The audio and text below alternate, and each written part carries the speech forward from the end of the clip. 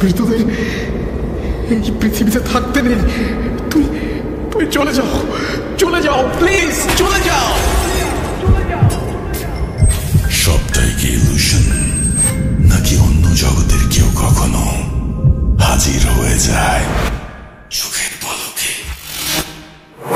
ভূত.com with Russell. Welcome back. আপনাদের সবাইকে স্বাগত জানাচ্ছি, আমি রাসেল। আশা করছি আপনারা সবাই ভালো আছেন, ভালোর দলে আছেন। শীত একটু একটু করে আসছে প্রকৃতিতে। গত সপ্তাহেও বলেছি, এই সপ্তাহেও বলছি। মজার ব্যাপার হচ্ছে যে গত বৃহস্পতিবার যেই এপিসোডটি গিয়েছে, সেই এপিসোড যাবার পরে আপনারা যে ধরনের রেসপন্স করেছেন, আপনারা ব্যক্তিগতভাবে যখন আমাকে জানালেন যে এপিসোডটি ভালো হয়েছে, তখন আমার অনেক বেশি আনন্দ হয়েছে এবং আমি সত্যিই খুশি যে আপনাদেরকে একটা চমৎকার এপিসোড উপহার দিতে পেরেছি। জানি না আজকে কেমন হবে, তারপরেও চলুন শুরু করি। আমাদের ইমেল অ্যাড্রেস rasel.booth.com@gmail.com।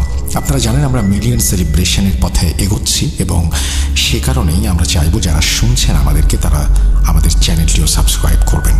কথা না বাড়িয়ে ঘটনায় চলে যাই। আসসালামু আলাইকুম রাসেল ভাইয়া। আশা করি আল্লাহর রহমতে আপনি ভালো আছেন, কারণ আপনি সর্বদা ভালোর দলেই থাকেন। তাই জিজ্ঞেস করলাম না আপনি কেমন আছেন।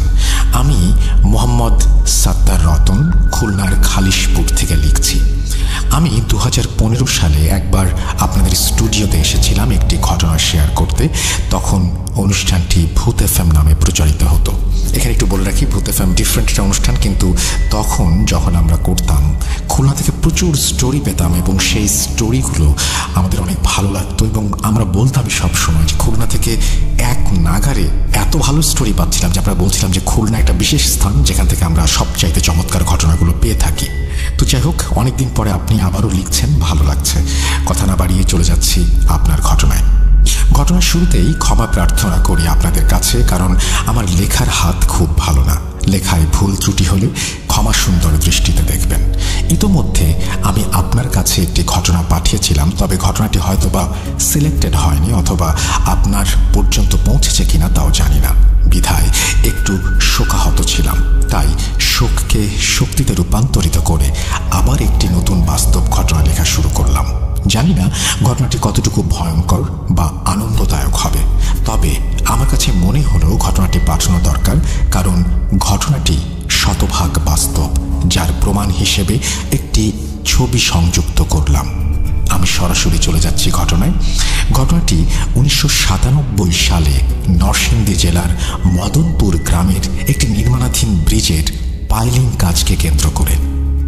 মদনপুর গ্রামের ভেতর দিয়ে বয়ে যাওয়া একটি খালের উপর নির্মিত হতে যাচ্ছে ব্রিজটি, যার পাইলিংয়ের কাজ পেয়েছিলেন জাফর ব্রাদার্সের এমডি আলম সাহেব। খালের একটু সংক্ষিপ্ত বিবরণ দিয়ে দিই, ঘটনাটি হয়তোবা তাহলে ভালোভাবে বোঝা যাবে। খালের এক প্রান্তে বদনপুর গ্রামের খেয়াঘাট ও অপর প্রান্তে বদনপুর গ্রামেরই শ্মশানঘাট। আলম সাহেবের তত্ত্বাবধানে পাইলিংয়ের সম্পূর্ণ কাজ ও ইন্সপেকশনের দায়িত্ব দেওয়া হয়েছিল আমার বন্ধু মোস্তফা কামালকে, আর ঘটনাটি তাকে কেন্দ্র করে।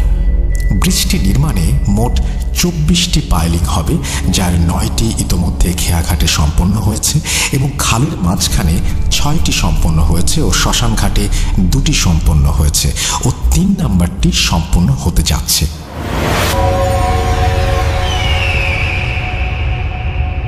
ঘটনার দিনটি ছিল মাঘ মাসের কোনো এক শনিবার। প্রতিদিনের ন্যায় রাত 3:30 থেকে শ্রমিকরা কাজ শুরু করে এবং সন্ধ্যা 6:30 কিংবা 7টার সময় কাজ সম্পন্ন হয়। তবে ঘটনার দিনটিতে 3 নম্বর পাইলিংয়ের কাজ সম্পূর্ণ হতে সময় লাগে বিকেল 4:30। তাই সবাই আনন্দিত, কাজ গোছানো শেষ। তাই শ্রমিকরা তাদের রিফ্রেশমেন্টের জন্য খালের মাঝখানে যে নির্মিত 6টি পাইল ছিল তার উপর থেকে খালে লাফ দিয়ে গোসল করার জন্য প্রস্তুতি নেয়। বলে রাখি, এই গোসল করার প্রক্রিয়া কম বেশি প্রতিদিনই আমার বন্ধু ও তার শ্রমিকরা করত। ঘটনার দিন শ্রমিকরা পাইলিংয়ের ওপরে ওঠে এবং এর ওপর থেকে লাফ দিয়ে খালের মধ্যে পড়ে এবং আনন্দ উৎসব করে। আমার বন্ধু মোস্তফা কামাল তার ব্যতিক্রম ছিল না। সেও ওপরে উঠল, উঠে লাফ দেওয়ার পরিকল্পনা করলো। আর তখনই পাইলিংয়ের ওপর যে রডগুলো থাকে, যেগুলো ভাঁজ করা ছিল নিচের দিকে, তার একটি 32 মিলির রড আকস্মিকভাবে সজোরে তার কপালে আঘাত করে। সে স্তব্ধ হয়ে দাঁড়িয়ে যায়, যেভাবে পূর্বে দাঁড়িয়েছিল। কোনো নড়াচড়াও নেই, শব্দও নেই, চোখ বন্ধ। শ্রমিকেরা এই দৃশ্য দেখে সবাই তাৎক্ষণিক সেই পাইলের ওপর থেকে মোস্তফা কামালকে নামালো এবং বদনপুর রেল স্টেশনের পাশে অবস্থিত সরকারি মেডিকেল কলেজে নিয়ে গেল। কর্তব্যরত ডাক্তার তাকে দেখে ও চেক করে মৃত ঘোষণা করল। ইতোমধ্যে আলম সাহেবকে ঘটনাটি জানানো হলো এবং তিনি ঢাকা থেকে নরসিংদী মেডিকেল কলেজের উদ্দেশ্যে রওনা করা শুরু করলেন। কি মনে করেছেন ঘটনা শেষ? না, ঘটনার টুইস্ট এখন থেকে। এবার শুরু হলো ময়নাতদন্তের কাজ। সেদিন নরসিংদী মেডিকেল কলেজে মোট 7টি পোস্টমর্টম হবে। 3টি পোস্টমর্টম ইতিমধ্যে সম্পন্ন হয়েছে এবং 4র্থ নম্বর পোস্টমর্টমটি আমার বন্ধু মোস্তফা কামালের। তাকে অপারেশন রুমে প্রবেশ করানো হলো। তবে শ্রমিকেরা ডাক্তারকে বলল, স্যার একটু অপেক্ষা করেন, আলম সাহেব চলে আসছেন, উনি একবার লাশটিকে দেখবেন, তারপর আপনারা পোস্টমর্টমের কাজ শুরু করবেন। কথায় বলে না ভাইয়া, রাখে আল্লাহ মারেকে। আলম সাহেব যখন আসলেন, মর্গে প্রবেশ করলেন লাশটিকে দেখার জন্য। আলম সাহেবের সাথে প্রবেশ করেছিলেন তার সাইটের একজন ইঞ্জিনিয়ার সাহেব। আলম সাহেব বডিটি দেখলেন এবং বিস্মিত হয়ে লক্ষ্য করলেন যে বডিটির বাম চোখটি নড়ছে এবং ডান হাতের একটি আঙুল নড়াচড়া করছে। তাৎক্ষণিকভাবে তিনি তার এক বন্ধু, যিনি ঢাকা মেডিকেল কলেজের ডাক্তার, তাকে ফোন দিলেন এবং ঘটনাটি বললেন। তার বন্ধু বলল যে বডিটির বুকের কোনো স্পন্দন আছে কিনা এটি চেক করতে। আলম সাহেব তার কানটি বুকে রাখলেন এবং সেখানে স্পন্দনের শব্দ শুনলেন। তখনও হার্টবিট চলমান রয়েছে। আলম সাহেব তার বন্ধুকে জানালেন।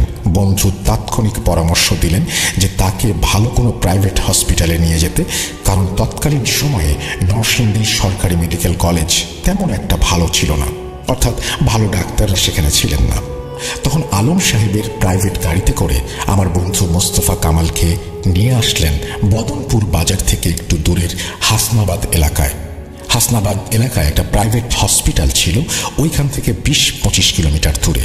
আমার বন্ধুকে তাৎক্ষণিকভাবে ইমার্জেন্সিতে অ্যাডমিট করে নিল এবং সঙ্গে সঙ্গে ডাক্তারও আসলেন, তাকে চেক করলেন এবং প্রাথমিক যে চিকিৎসা দেওয়া প্রয়োজন সেই চিকিৎসাগুলো প্রদান করলেন। হাসপাতালে তাকে 6 দিন রাখা হলো। তখন সে মোটামুটি সুস্থ, মাথায় ব্যান্ডেজ আছে এবং ডাক্তার বললেন এখন বেড রেস্ট নিতে পারে সে, তবে 3 দিন পর পর মেডিকেলে আসতে হবে চেকআপের জন্য এবং ড্রেসিং করার জন্য। আমার বন্ধুকে আবার সেই পুরনো কর্মস্থলে নিয়ে যাওয়া হলো। আসলে এই পর্যন্ত তার মুখ থেকে যখন আমি ঘটনা শুনলাম, তখন আমি নিজেও বিস্মিত হলাম যে আল্লাহ যাকে বাঁচিয়ে রাখতে চায় তাকে কেউ মারতে পারে না। হয়তোবা তার বাবা মারও দোয়া ছিল, না হলে যেখানে তাকে পোস্টমর্টমের জন্য নিয়ে গেল সেখান থেকে সে বেঁচে ফিরল কিভাবে। আপনারা আবারও মনে করতে পারেন ঘটনা এখানে শেষ, কিন্তু না, শেষ অংশ শুনে তারপরে যাবেন। এই অংশে আরও কিছু মজার টুইস্ট রয়েছে। 3 দিন পর পর মোস্তফা সেই হাসনাবাদ প্রাইভেট হসপিটালে ড্রেসিং এবং মেডিকেল চেকআপের উদ্দেশ্যে যাওয়া আসা শুরু করলো। তবে এ সময় অধিক লোক যেত না তার সাথে। সে তার কাছের একজন শ্রমিক বন্ধু বলা যেতে পারে, তার নাম কাঞ্চন। তারও পৈতৃক বাসস্থান খুলনা বিভাগের বাগেরহাট জেলার মংলা উপজেলায়। ঘটনাটি অনেক বড় হয়ে যাচ্ছে, তবে কাঞ্চন সম্পর্কে একটু না বললেই নয়, কারণ কাঞ্চন সম্পর্কে যদি না বলি তাহলে ঘটনাটি খুবই অস্পষ্ট থেকে যাবে। কাঞ্চনের বাবা ছিলেন একজন কবিরাজ এবং কালো জাদুতে পারদর্শী। হয়তোবা এই কারণেই বাবার কাছ থেকে দেখে দেখে এবং শুনে শুনে অনেক কিছুই সে জানত। খুব সাহসী একটা ছেলে ছিল সে। বন্ধু মোস্তফা কামাল তার বন্ধু কাঞ্চনকে নিয়ে খাল পার হয়ে, অর্থাৎ যেখানে পাইলিংয়ের নির্মাণাধীন কাজ চলছে সেখান থেকে নৌকা পার হয়ে খুব সহজে এবং শর্টকাটেই হাসনাবাদ প্রাইভেট হসপিটালে মেডিকেল চেকআপ ও ড্রেসিংয়ের জন্য যেত। এভাবে 2-1 দিন যাওয়া আসা করতেই মাঝির সাথে তার একটা সম্পর্ক গড়ে ওঠে। তবে ঘটনার আরেক দিন সে স্বাভাবিকভাবেই তার বন্ধু কাঞ্চনকে নিয়ে মেডিকেলের চেকআপের উদ্দেশ্যে বের হয় এবং হাসপাতালে পৌঁছে। সেদিন হাসপাতালে রোগীর চাপও একটু বেশি ছিল বিধায় ডাক্তারের সাথে সাক্ষাৎ হয়নি এবং তাকে আমাকে সেখানে অপেক্ষা করতে হয়। মেডিকেলের চেক আপ, ড্রেসিং করার পর বদনপুর বাজার থেকে শ্মশানঘাট পর্যন্ত আসতে আসতে রাত 10:30 বেজে যায়। এখানে একটি অংশ বাদ পড়েছিল। বদনপুর যে এলাকাটি ছিল সে এলাকার একটু কথা না বললেই নয়। মোটামুটি মাগরিব পর্যন্ত লোকজনের চলাচল থাকলেও মাগরিবের পর থেকে এলাকাটা একটি ভুতুড়ে পরিবেশে পরিণত হয়। অর্থাৎ কোনো লোকজনের আনাগোনা সন্ধ্যার পরে হতো না এবং এশার নামাজের সময়ও তেমন একটা লোক মসজিদে চোখে পড়তো না। লোকমুখে শোনা যায় ওই শ্মশান এলাকাটা তেমন ভালো না এবং সন্ধ্যা হওয়ার পরে লোকজন খুব প্রয়োজন না হলে ঘর ছেড়ে বের হতো না। যাই হোক, মোস্তফা কামাল যখন হাসপাতাল হয়ে বদনপুর বাজারে আসলো তখন কোনো লোকজনই ছিল না। একজন দারোয়ান ছিল। সে তাদেরকে উদ্দেশ্য করে বলল, বাবা, তোমরা এত রাত্রে কোথায় যাবা? বন্ধু বলল, ওপারে আমাদের কর্মস্থল এবং ওখানেই বাসা, তো আমরা খাল পার হয়ে ওখানে যেতে চাই। কর্তব্যরত দারোয়ান বলল, বাবা, তোমরা এখন যেও না, অনেক রাত হয়ে গিয়েছে আর পরিবেশটাও ভালো না। কখন কি ঘটে যায়, তোমরা এপারেই থেকে যাও আজ রাতে। তবে কাঞ্চন সাহসী ছিল বিধায় সে বলল, কাকা, সমস্যা নেই, আমরা যেতে পারবো। পরবর্তীতে শ্মশানঘাট পর্যন্ত যেতে তাদের রাত 10:30 বেজে যায়, যেটি আমি পূর্বেই বলেছিলাম। ঘাটে এসে তারা দেখে কোনো নৌকা নেই, মাঝি নেই। তখন জোরে জোরে তারা ডাকতে লাগলো, ও মাঝি কাকা, মাঝি কাকা, এই ঘাটে আসো, ওই পারে যাব। এইখানে ঘটলো আরেকটা ঘটনা। কিছু সময় পরে একটি ডিঙ্গি নৌকা শ্মশান ঘাটে আসলো। তবে ওই ডিঙ্গি নৌকাতে কোনো মাঝি ছিল না। মাঝিবিহীন ডিঙ্গি নৌকাটিকে দেখে আমার বন্ধু মোস্তফা কামাল কাঞ্চনকে বলল যে, ভাই, বুঝলাম না কি হচ্ছে, নৌকা আছে, মাঝি নেই। সে ভয়ে আর কিছু বলতে পারছে না মুখ থেকে। তখন কাঞ্চন ভাই বলল, ঘাবড়ানোর কোনো কারণ নেই, ভয় পেন না, আমরা এই নৌকা দিয়ে ওই পারে যাব। তবে আপনি আমাকে ধরে রাখবেন, আমাকে ছাড়বেন না। যাই ঘটুক সব আমি নিয়ন্ত্রণ করবো ইনশাল্লাহ। আপনি আমাকে ছাড়বেন না, ভয় পাবেন না, কোনো কথাও বলবেন না, চুপচাপ বসে থাকবেন। কাঞ্চন অত্যন্ত সাহসিকতার সহিত নৌকার উপরে উঠল এবং বন্ধু মোস্তফা তার পাশেই বসে তাকে ধরে রাখল। কাঞ্চন বৈঠা হাতে নিল এবং বৈঠা বাওয়া শুরু করলো, কিন্তু কোনো কিছুতেই কাজ হচ্ছে না। নৌকা সামনে চলছে না, একই স্থানে নৌকাটি ঘুরছে। এভাবে তাদের 1.5 ঘন্টার মতো সময় চলে গেল। আর এই 1.5 ঘন্টা কাঞ্চনের সাথে যেটা ঘটেছে এবং যেটা সে পরিদর্শন করেছে সেটা বন্ধু মোস্তফা কামালও দেখেনি, টেরও পায়নি এবং কিছু বোঝেওনি, যেটা ঘটনার পরবর্তী অংশে আমি বলবো। যাই হোক, 1.5 ঘন্টা ধস্তাধস্তির পরে নৌকাটি বদনপুর অর্থাৎ ওপারের ঘাটে পৌঁছালো। এবার শুরু হলো আর এক ঘটনা। ওপারে পৌঁছানোর পরে তাদের কোনো রকম ভাবে সেই মাঝির বাসা পার হয়ে তাদের কর্মস্থলে যেতে হবে। তাই তারা সিদ্ধান্ত নিল মাঝির সাথে একটু দেখা করেই যাই। ডাকলাম, এত মাঝি আসলো না। যেখানে শব্দ শুনিয়ে আসার কথা, কারণ মাঝিকে বলেই গিয়েছিল তারা ফেরত আসবে। আর ঘাট থেকে মাঝির বাসা বেশি দূরেও ছিল না। তারা মাঝির বাসায় গেল এবং মাঝিকে বলল, কাকা, এতগুলো ডাক দিলাম, আপনি আসলেন না। মাঝি বলল, বাবা, আমি তোমাদের প্রথম একটি নাকি শুনেছিলাম, কিন্তু পরবর্তীতে আর কোনো ডাক শুনতে পাইনি, তাই মনে করলাম হয়তোবা তোমরা ওপারেই থেকে গেছো। বন্ধু মোস্তফা কামাল মাঝির কাছে পানি চাইল পান করার জন্য, তবে কাঞ্চন পানি পান করতে দেয়নি। বলল, না, একেবারে বাসায় গিয়ে গোসল করে তারপরে পানি খাবে। এবার মাঝির বাসায় কথোপকথন শুরু হলো। বন্ধু মোস্তফা কামাল জিজ্ঞেস করলো, কাঞ্চন, এই 1.5 ঘন্টার সময় অতিবাহিত হয়ে গিয়েছিল নৌকায়, এই 1.5 ঘন্টার মধ্যে কি তুমি কিছু দেখেছ? বলো। কাঞ্চন বলল, ভাই, বাসায় যেয়ে তারপরে আপনাকে বলি। তবে মাঝি কাকা জিজ্ঞেস করতে সে আর না বলে পারল না। সে বলা শুরু করলো, আমরা যখন নৌকার উপরে উঠি এবং বৈঠা দিয়ে নৌকা পাওয়া শুরু করলাম, তখন এক অপশক্তি আমার সামনে আসলো এবং বারণ করলো আমাকে যেতে। এবং সে এক পর্যায়ে এটাও বলল যে, তুই যদি যাস তাহলে তোর বন্ধুকে রেখে যা, আমি ওকে যেতে দেব না। আমি তার পিছে লেগেছি ওই সময় থেকে যখন তাকে আমি আঘাত করি, অর্থাৎ সেই পূর্বের সময় যখন তার কপালে একটি রডের আঘাত লেগেছিল। কাঞ্চন আরো বলা শুরু করলো, এরূপ একটি ঘটনা ঘটবে আমি আগে থেকেই টের পেয়েছিলাম। তাই আমার বন্ধু মুস্তফাকে বলেছিলাম, ভাই যাই হয়ে যাক আমাকে ছাড়বেন না। ওই অপশক্তির সাথে অনেকক্ষণ ধস্তাধস্তি হলো। এক পর্যায়ে বইটা কেড়ে নিতে চাইল, কিন্তু কাঞ্চন ছাড়েনি এবং তার শরীরে অনেক আঁচড়ের দাগও পড়েছে। তবে ওইখানে আমার বন্ধু মোস্তফা কামাল কিছুই দেখেনি। সেই অপশক্তি কাঞ্চনের শক্তির কাছে হয়তোবা হেরে গিয়েছিল বিধায় আর তাদেরকে আটকাতে পারেনি, এবং কাঞ্চন সেই অপশক্তির সাথে প্রায় ঘন্টাখানিক গালিগালাজও করেছে। অপশক্তির একটাই কথা, তুই যাবি যা, তোর বন্ধুকে রেখে যা। দেখ আমি কি করি, আমি অনেকদিন ধরে তার পিছে লেগেছি। আমি এখানে তাকে পছন্দ করেছি, তাকে আঘাত করেছিলাম, আমি হাসপাতাল পর্যন্ত গিয়েছিলাম এবং প্রায় নিয়েই গিয়েছিলাম। তবে কাঞ্চনের সাহসিকতা ও মন্ত্রের সামনে অপশক্তি দাঁড়াতে পারেনি। এতটুকু কথা বলেই তারা মাঝি কাকার বাসা থেকে বের হয়ে তাদের বাসার উদ্দেশ্যে যাওয়া শুরু করলো। ঘটনা এখানে শেষ হলে পারত, কিন্তু শেষ হলো না, আবার শুরু হলো। মাটির রাস্তা ধরে তারা যখন ওই রাতেই রওনা হলো তাদের কর্মস্থলের উদ্দেশ্যে, অর্থাৎ কর্মস্থলের সঙ্গেই বাসাটায় পথিমধ্যে একটি বাঁশঝাড় পড়ে। তারা সহজেই বাঁশঝাড় অতিক্রম করলো। তবে সামনে এগোতেই জোড়া একটি আম গাছ পড়ে। এখন শুরু হয় আরও একটি ঘটনা। তারা কোনোভাবেই জোড়া আম গাছ অতিক্রম করতে পারে না, অর্থাৎ সামনেও যেতে পারছে না, পেছনেও যেতে পারছে না। কারণ পেছনে তারা দেখলো একটা তুলা গাছ, সেই তুলা গাছে অসংখ্য পরিমাণে ইঁদুর কিভাবে আসলো, কোথা থেকে আসলো সেটা তারা আজ পর্যন্ত বুঝতে পারেনি, তবে দেখেছিল। তারা বিস্মিত হয়ে অনুভব করলো ইঁদুরগুলো তাদের পুরো শরীরে, পায়ে ও সব জায়গায় উঠছে এবং বিচরণ করছে। এরূপ পরিস্থিতি দেখে কাঞ্চন বুঝতে পারলো যে এখানে অস্বাভাবিক কোনো ঘটনা ঘটছে। তাই সে মোস্তফা কামালকে বলল, ভাই আপনি আমার পিঠের উপরে বসে থাকেন, কোনোভাবেই পা নিচে নামাবেন না। কারণ কাঞ্চন এরকম পরিস্থিতির পূর্বেও সম্মুখীন হয়েছে। মোস্তফা তার পিঠে উঠল, কিন্তু পিঠে ওঠানোর পরেও মোস্তফার পা নিচের অজান্তেই মাটির সাথে লেগে যাচ্ছে। চরম ঠান্ডা পরিবেশ, গা শিউরে ওঠা একটি পরিস্থিতি। কাঞ্চন কিভাবে যে পুরো পরিস্থিতিটাকে সামলালো। কাঞ্চন তার মাথার উপরে পড়ে থাকা একটা টান টুপি খুলে মোস্তফার পায়ের সাথে নিজের পা ঢুকিয়ে হাঁটুর সঙ্গে বেঁধে নিল। মোস্তফার পাটি যেন মাটিতে না লাগে, কারণ সে পরিস্থিতি বুঝতে পেরেছিল অপশক্তি যাই করুক তার কোনো ক্ষতি করতে পারবে না। সে সর্বাত্মকভাবে মুস্তফাকে সুরক্ষিত করতে চেয়েছিল। পরিস্থিতি আরো ভয়ানক হওয়া শুরু করলো। মুস্তফা অনুভব করলো তার পায়ের নিচের অংশটুকু মাটিতে ঢুকে যাচ্ছে, সারা শরীরে মাটি এবার ছড়িয়ে পড়ছে। কাঞ্চন পরিস্থিতি মোকাবেলা করছে। এবার কাঞ্চনের সামনে এলো দুই অপশক্তি, যেটি কাঞ্চন শুধু দেখেছে। মুস্তফার দেখার ক্ষমতার বাইরে একটি পুরুষ ও একটি মহিলা। কাঞ্চনের সাথে তাদের কথা বলা শুরু হলো।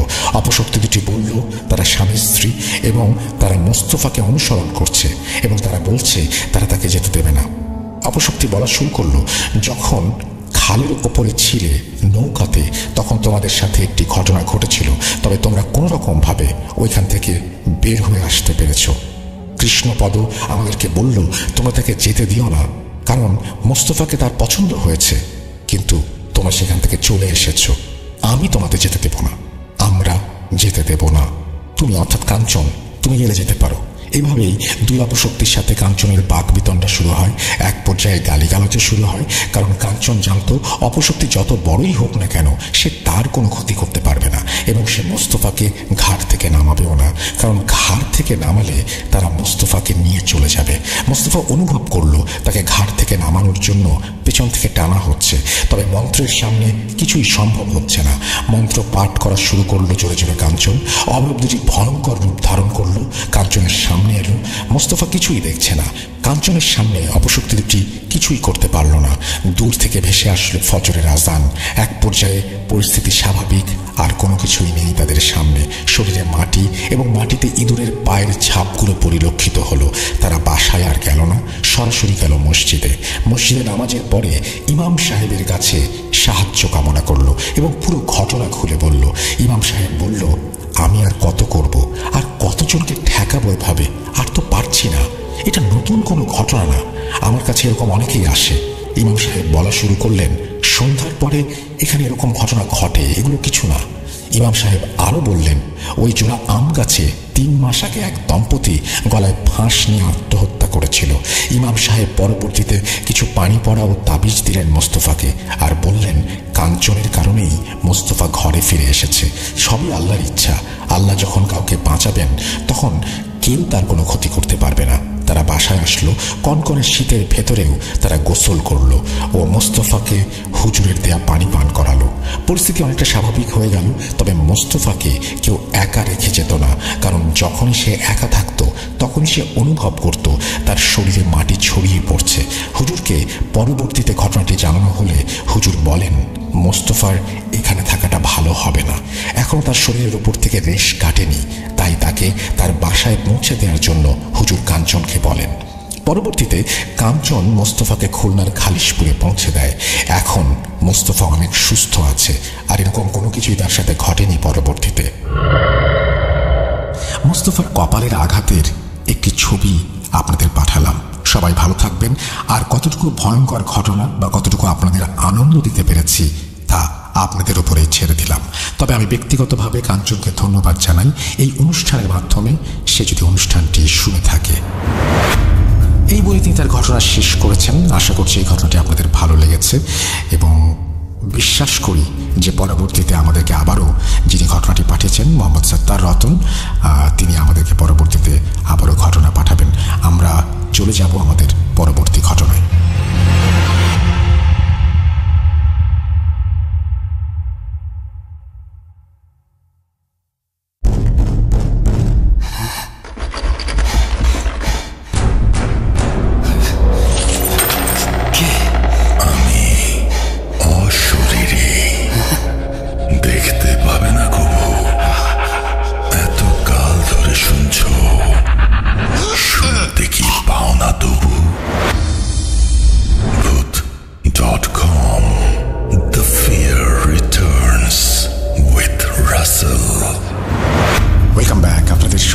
স্বাগত জানাচ্ছি, আমি রাসেল। আশা করছি আপনারা সবাই ভালো আছেন আর ভালোর দলে আছেন। আমিও ভালো আছি এবং ভালোর দলে আছি।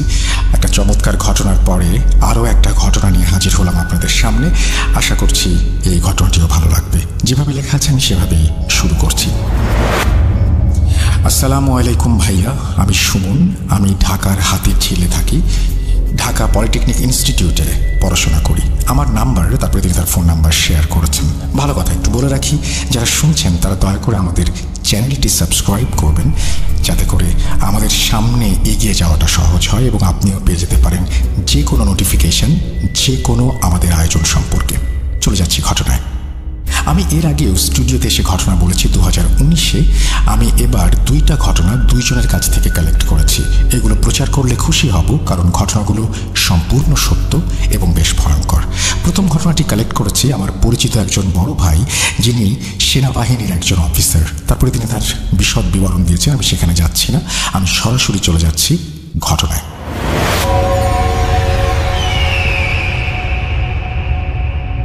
রাঙামাটির প্রত্যন্ত এক গ্রামে ঘটছে এই ঘটনা। ঘটনার দিন 2018 সালের মাঝামাঝি বিকেলের দিকে তাদের কাছে একটি তথ্য আসে যে বেশ কিছু ডাকাত একটি গ্রামে অবস্থান করছে।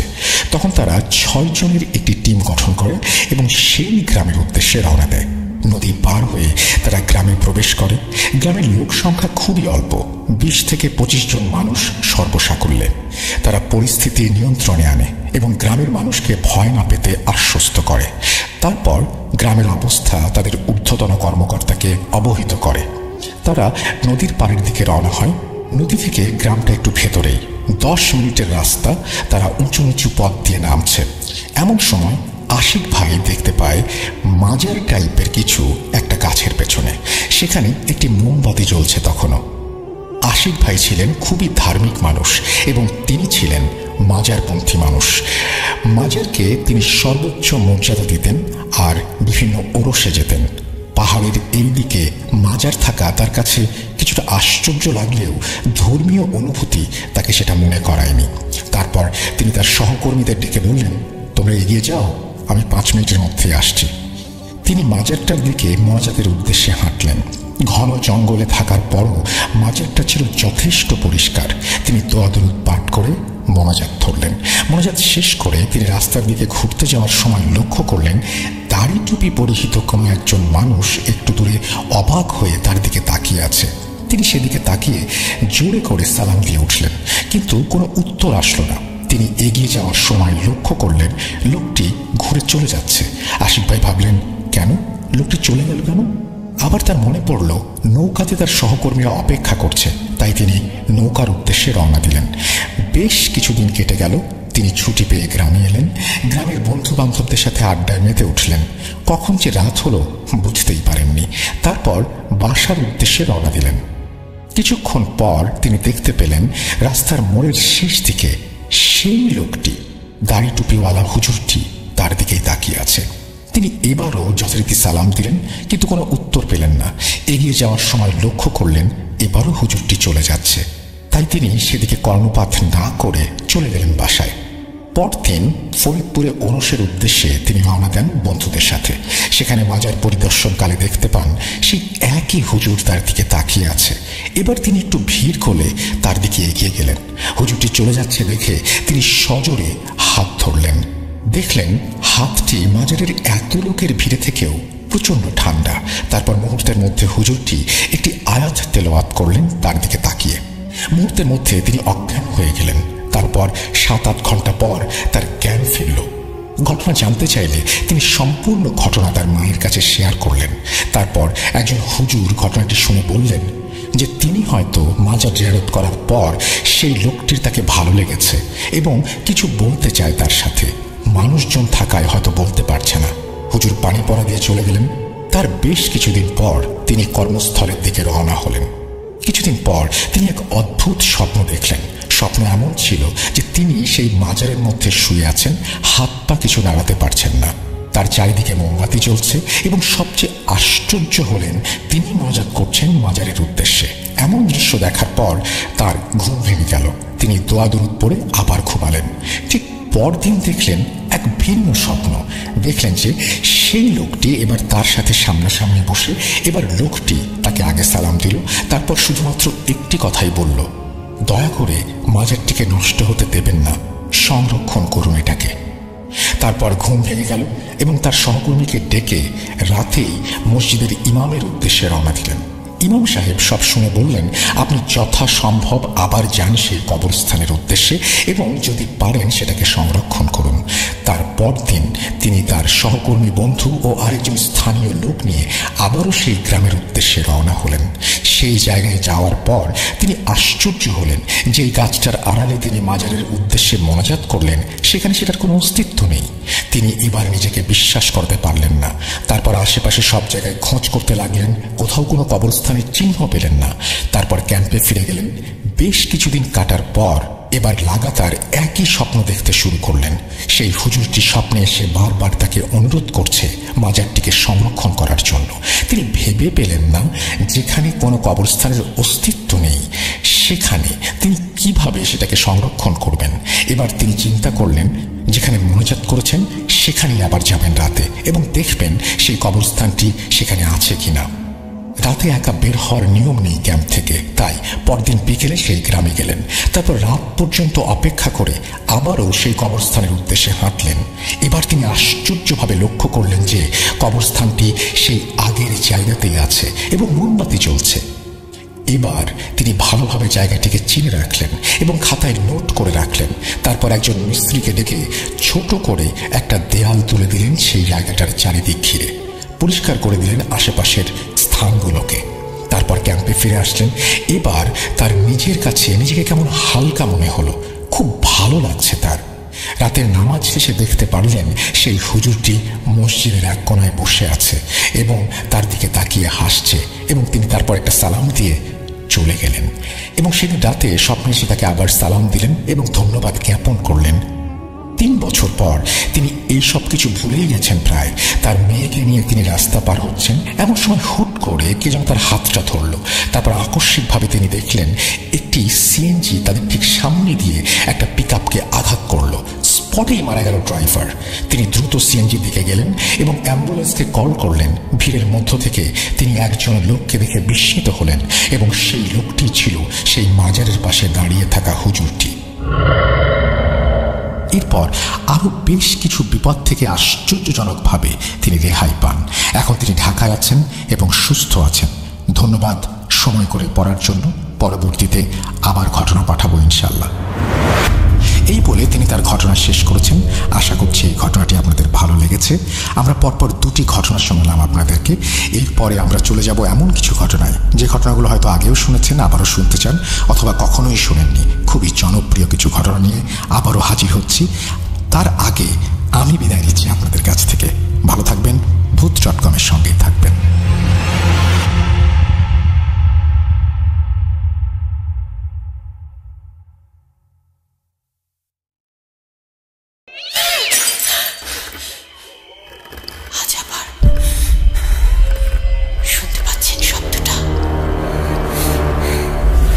ভয়ের আরেক নাম ভূত.com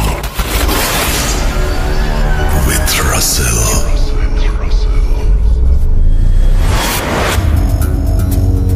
যেভাবে লেখা আছে আমি সেভাবেই শুরু করছি। আসসালামু আলাইকুম রাসেল ভাই, আশা করি আল্লাহর রহমতে ভালোই আছেন। আমি নিলয়, সিরাজগঞ্জ থেকে। আমি একটা বেসরকারি হাসপাতালে কর্মরত আছি। কিছু গোপনীয়তার কারণে আমি ঘটনার স্থান উল্লেখ করতে পারছি না বলে দুঃখিত। আরেকটা কথা, বিশ্বাস করা বা না করাটা একান্তই আপনার নিজস্ব ব্যাপার। ঘটনার সময়কাল আমাদের মুক্তিযুদ্ধের আগে। ঘটনাটা ঘটে আমার দাদার সাথে। তখনকার সময় গ্রাম অঞ্চলে এত বিদ্যুৎ, ল্যাম্পপোস্ট, টর্চ, মোবাইল ছিল না। এখানে ছোট বাচ্চারাও ঘুমায় রাত 12টার দিকে, কিন্তু সে সময় সন্ধ্যা রাতেও রাস্তায় একটা মানুষ দেখা যেত না। রাত 8টা মানেই নিরিবিলি চুপচাপ এক পরিবেশ। ঘটনার শুরু হয় আমার দাদার সাথে। আমার দাদার একজন গরুর ব্যাপারী ছিলেন। আমাদের বাড়িতে মুদির দোকান ছিল। অনেকেই জানেন হয়তো, ইসলামিক মাহফিল অনেক বড় সড়ো পরিসরে আয়োজিত হয়। আগের সময়ও তেমন ছিল। আমার দাদা তার দোকানের কিছু মালামাল সহ সেই ইসলামিক মাহফিলে ছোট্ট একটা স্টল দেন। যেখানে ইসলামিক মাহফিল হচ্ছে সেটা আমাদের বাসা থেকে 2 গ্রাম পরের একটা মাদ্রাসা। বেচা কেনা শেষ করতে করতে রাত প্রায় 9টা বেজে যায়। তখন আমার দাদা চিন্তা করেন, অনেক রাত হয়ে গেল, এখন বাড়িতে ফিরতে হবে। আরেকটা জিনিস বলে রাখি, এই ঘটনা ঘটে আমার দাদুর বিয়ের কয়েক মাস আগে। যাই হোক, উনি তার দোকানের সব মালামাল গুছিয়ে একটা টেবিল উল্টা করে সেখানে সব জিনিস রেখে মাথায় নিয়ে হাঁটা শুরু করেন।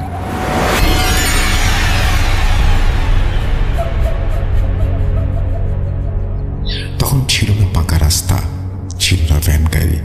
তখন উনি চিন্তা করেন, এই কাঁচা রাস্তা ঘুরে যেতে অনেক সময় লাগবে। এক কাজ করি, মাঠের ভেতর দিয়ে যাই, কেউ না কেউ যাওয়া আসা করবেই। এই ভেবে উনি মাঠের ভেতরে রাস্তা দিয়ে হাঁটা শুরু করেন। ওনার কাছে আলো বলতে শুধু একটা হ্যারিকেন। হ্যারিকেনের অল্প আলোতে উনি জমির আইন ধরে হেঁটে যাচ্ছেন। মাঝে মাঝে হালকা ঠান্ডা বাতাস এসে গায়ে লাগছে। কিছুক্ষণ হেঁটে যাওয়ার পর মৃধাবাড়ির তাল বাগান দেখতে পান দূরে। বলে রাখি, এই মৃধাবাড়ির তালের বাগান বলতে মাঠের মাঝে একটা পরিত্যক্ত বাগান টাইপের। সেখানে বেশ কিছু আম গাছ আর বড় বড় তাল গাছ আছে। এই জায়গা নিয়ে অনেক ঘটনা আছে, সেগুলো অন্যদিন লিখব। যাই হোক, জায়গাটা এমনিতে ভয়ের। আমার দাদা তখন যুবক মানুষ। ওনার কথা কিসের ভয়, যা হবে দেখা যাবে। আমি বাগানের ভেতর দিয়ে যাব। যেই ভাবা সেই কাজ। উনি সোজা রাস্তা ধরে হাঁটতে শুরু করেন।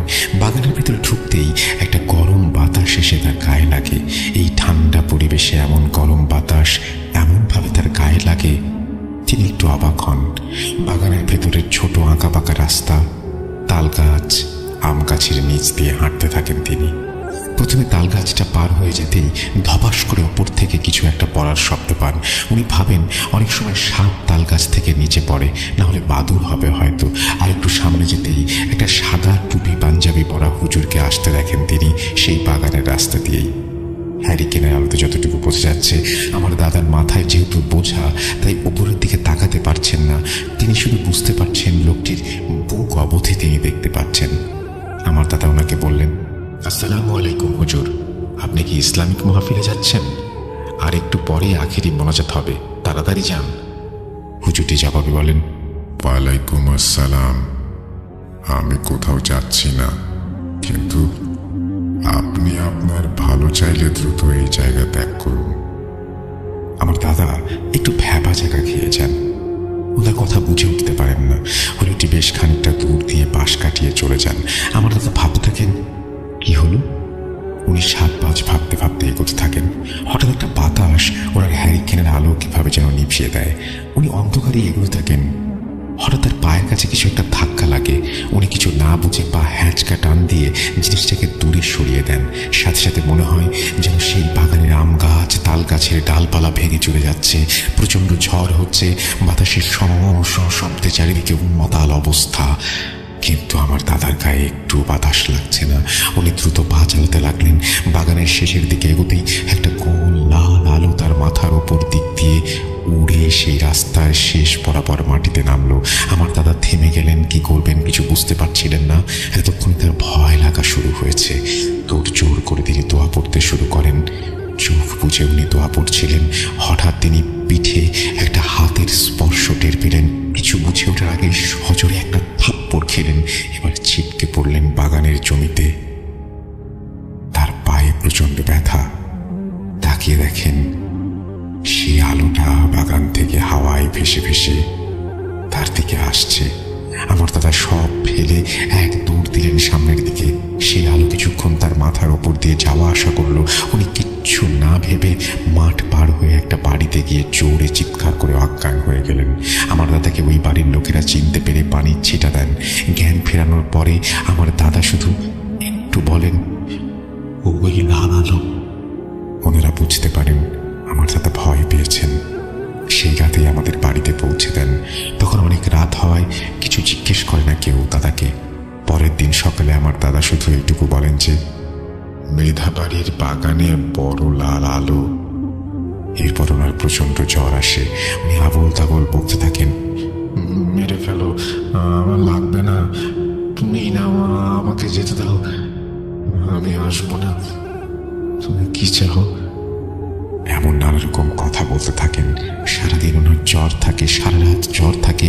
পরের দিন এক কবিরাজ ডাকা হয়। কবিরাজ এসে বলেন উনি ভয় পেয়েছেন, তাই এত জ্বর। পানি পড়া দিয়ে যান আর গুড় পড়া দিয়ে যান। বিশেষ দ্রষ্টব্য, গ্রামে পানি পড়া আর গুড় পড়া দিয়ে ভয় ছাড়ানো হয়। এটা এক্সপিরিয়েন্স আমি নিজেও করেছি। যাই হোক, 2-3 দিন পর একদম সুস্থ হয়ে যায়। শুধু পা মাঝখানো ব্যথাটা থেকে যায়। উনি ঠিক হওয়ার পর সবাইকে পুরো ঘটনা খুলে বলেন। আমার দাদার বাবা বলেন উনি পরের দিন সকালে সেই বাগানের ওখানে গিয়েছিলেন মালামালগুলো আনতে। গিয়ে দেখেন সব কিছু একদম সাজানো গোছানো অবস্থাতেই আছে। আমার দাদা ওনাকে বলেন ধাক্কা লেগে তিনি মাটিতে ফেলে দিয়েছিলেন সব কিছু, কোনোভাবেই গুছিয়ে থাকার কথা না। যাই হোক, উনি সুস্থ আছেন সেটা ভেবেই সবাই কথা ভুলে যায়। না, এখানেই শেষ নয়, ঘটনার শুরু এখানে। বলতে গেলে সবকিছুর শিরোনাম এখান থেকে। আমার দাদা প্রায় সবকিছুই ভুলে গিয়েছিল। এভাবে কেটে গেছে 3-4 মাস। আমার দাদা নতুন বিয়ে করে আমার দাদিকে ঘরে নিয়ে আসেন। এখনকার সময় নতুন বউকে দিয়ে কোনো কাজই করতে দেয়া হয় না, কিন্তু সেই সময় এমন ছিল না মোটেও। আমার দাদার বিয়ের 4 দিনের দিন সন্ধ্যায় একটু পরে প্রচণ্ড রকমের মেঘ করায় আমার দাদির শাশুড়ি আমার দাদিকে বলেন নদীর পাড়ে থেকে রান্নার শুকনা লাকড়ি তুলে নিয়ে আসতে। আমার দাদি তার শাশুড়ির কথা মতো নদীর নিচে সেই পাড় থেকে লাকড়ি নিয়ে আসতে যান।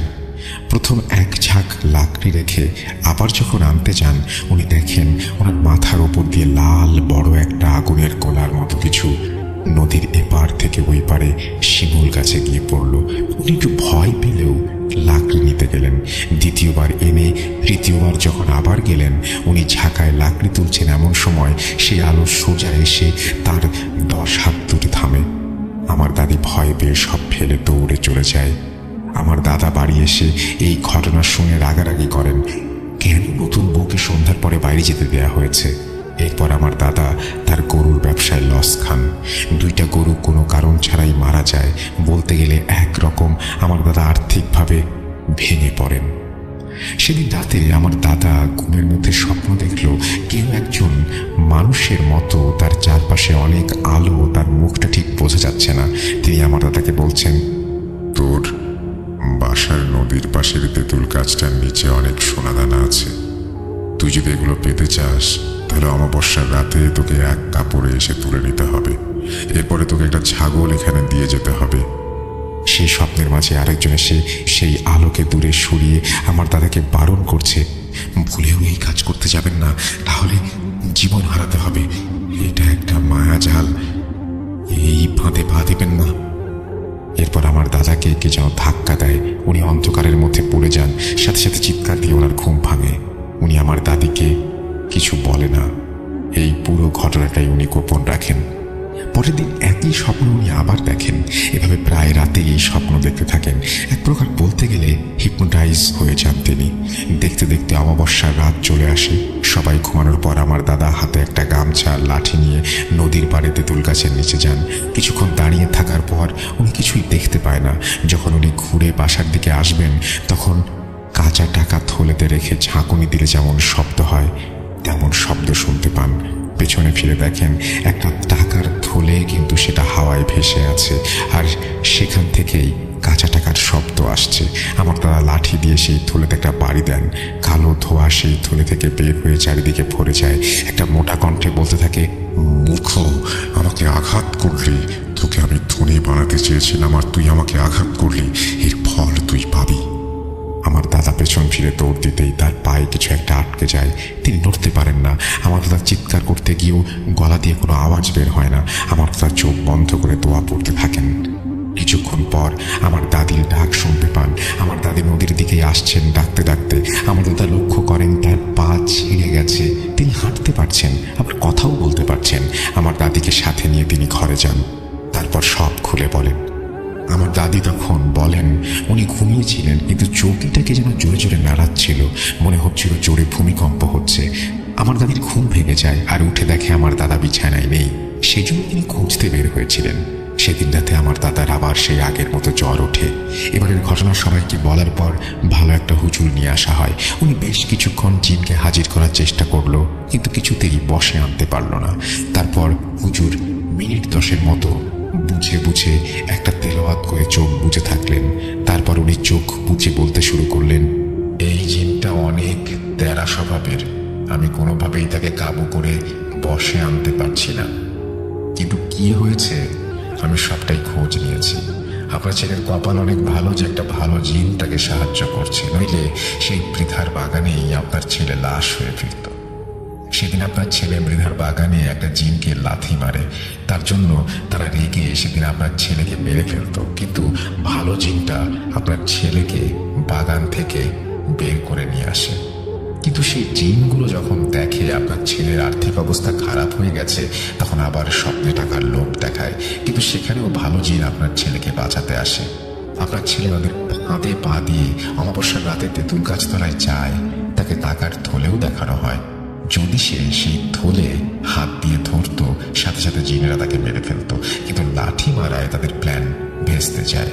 তখন আপনার ছেলেকে আটকে রাখে সেই ভালো জিনটা, আর আপনার বৌমাকে জাগিয়ে দেয়।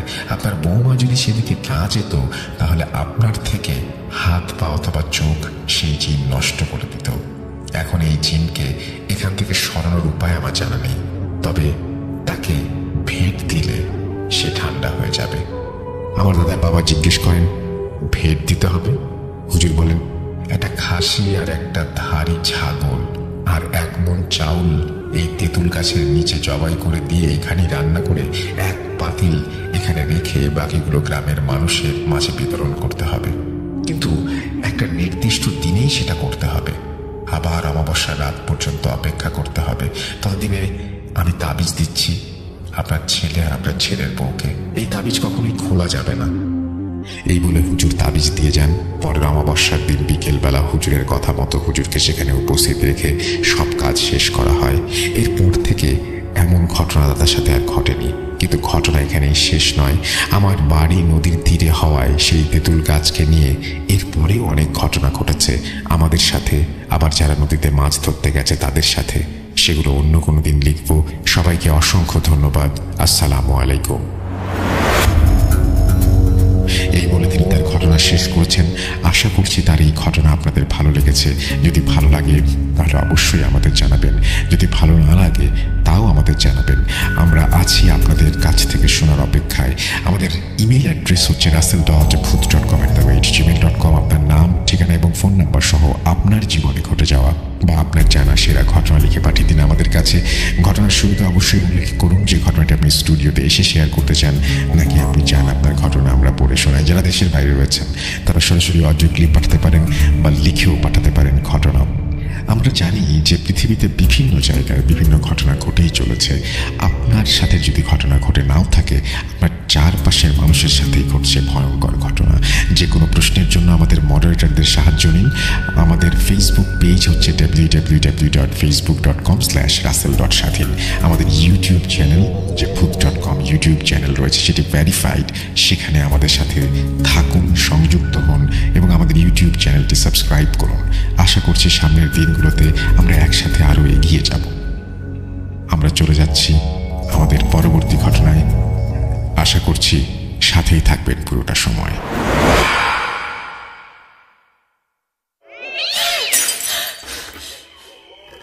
আজ আবার শুনতে পাচ্ছেন শব্দটা? ভয়ের আরেক নাম bhuth.com with Russell.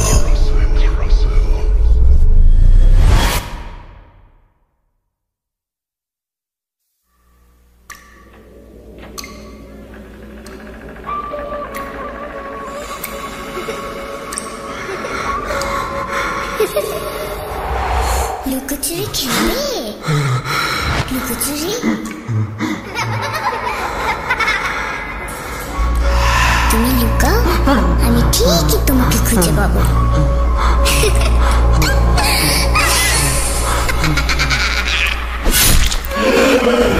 bhuth.com with Russell.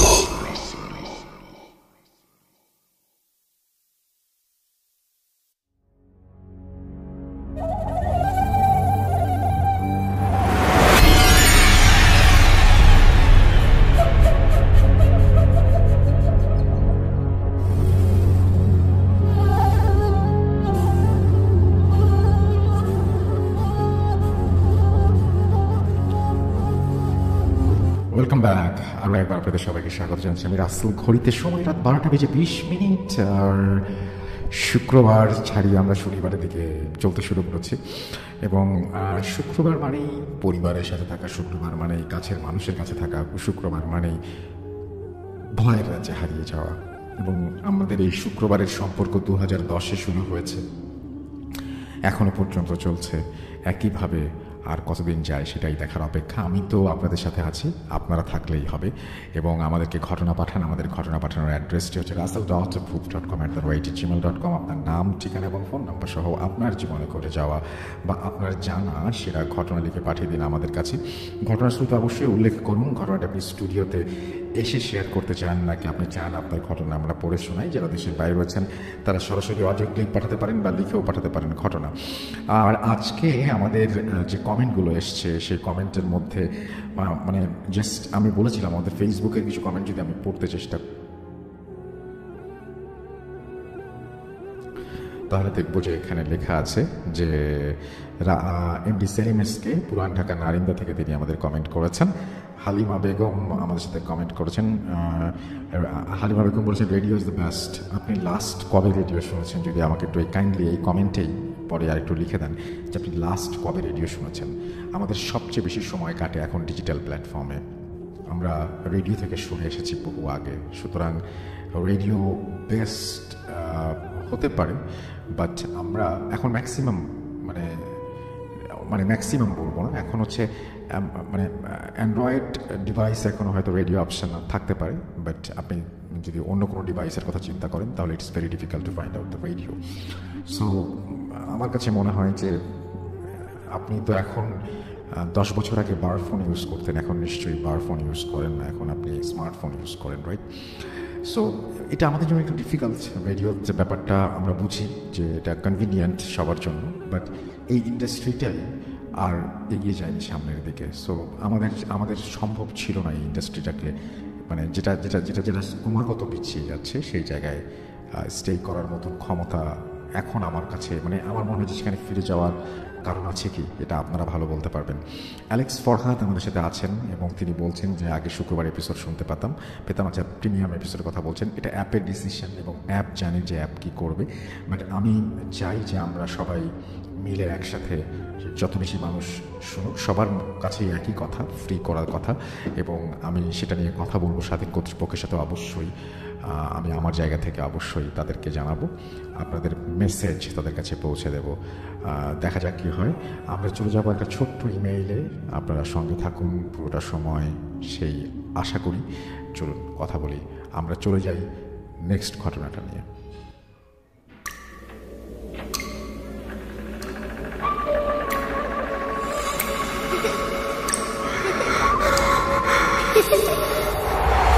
লুকোচুরি খেলবে? লুকোচুরি তুমি লুকাও, আমি ঠিকই তোমাকে খুঁজে পাবো।